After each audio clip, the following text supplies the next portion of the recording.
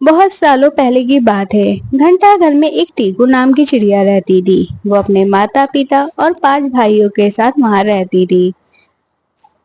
وہ بہت نازک سی پیاری سی چڑیا تھی۔ اس کے پنکھ بہت کومل تھے۔ ٹیکو کی ماں نے گھنٹہ گھر کی ٹال پر ہی اسے چہکنے کا ابھیاس کرایا تھا۔ گھنٹہ گھر سے نزدیک ایک گھر تھا جہاں ایک مہیلا رہتی تھی اور اسے پنچھیوں سے بہت پیار اور لگاؤ تھا۔ وہ مہیلا روزانہ ٹیکو اور اس کے گھر والوں کے لیے روٹی کا ٹکڑا ڈالا کرتی تھی۔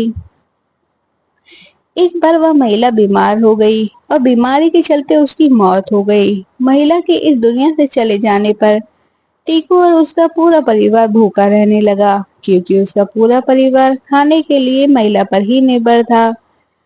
اب نہ تو ٹیکو کے پریوار کے پاس کچھ کھانے کے لیے تھا، نہ ہی وہ اپنے لیے کھانا ڈھونڈ پاتے تھے۔ دن بہ دن بھوک سے ٹیکو کے پریوار کی حالت خراب ہونے لگی۔ ٹیکو کے پتا نے کیڑوں کا شکار کرنے کا فیصلہ کیا اور بہت مشکل سے انہیں 3 کیڑے ملے، لیکن اتنے بڑے پریوار کے لیے یہ کھانا بہت کم تھا۔ کھانے کی تلاش میں ٹیکو اور اس کے بھائی اور ماں بھی جگہ جگہ کھانے کے لیے کھوج پہ نکل پڑے۔ ایک گھر کی کھڑکی کے پاس ٹیکو کی ماں نے اپنی چوٹ سے اس کھڑکی کے پاس جا کر کھڑکی کھولنا چاہا تو وہ بھی کچھ کھانے کے لیے بھی نہیں ملا، بلکہ اس مکان مالک نے غصے میں آ کر ان پر راکھ پھینک دی، جسے ٹیکو کی ماں اور اس کے بھائی اور خود کھا کے رنگے ہو گئے۔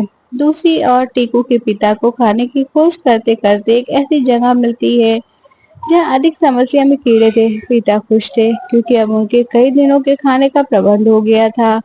وہ کھانا لے کر بہت اتساہ کے ساتھ گھر پہنچے تو دیکھتے ان کے گھر پہ کوئی بھی موجود نہیں۔ یہاں دیکھ کر وہ بہت پریشان اٹھے، آخر کار سب گئے کہاں؟ تب ٹیکو چڑیا اپنی ماں اور بھائیوں کے ساتھ گھر واپس لوٹی تو ٹیکو کے پتا اپنے پریوار کے ہی لوگوں کو پہچان نہیں پائے اور ٹیکو کے لاکھ سمجھانے پر بھی وہ نہیں مانے اور غصے میں انہیں وہاں سے نکل جانے کے لیے کہا۔ ٹیکو چڑیا کہتی رہ گئی، ہمارے اوپر کسی نے راکھ پھینک دی، اس لیے آپ ہمیں پہچان نہیں پا رہے۔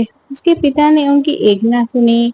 پتا کو سمجھا سمجھا کر اب نراش ہو چکے تھے اور ہار مان چکے تھے، لیکن ٹیکو چڑیا نے ہار نہیں مانی اور اپنے ماں بھائیوں کو تالاب لے کر گئی۔ سب سے پانی میں جا کر نہانے کے لیے کہا، جس سے ان کے شریر پر لگی راکھ صاف ہو گئی اور سب اپنے پہلے روپ میں واپس آ گئے۔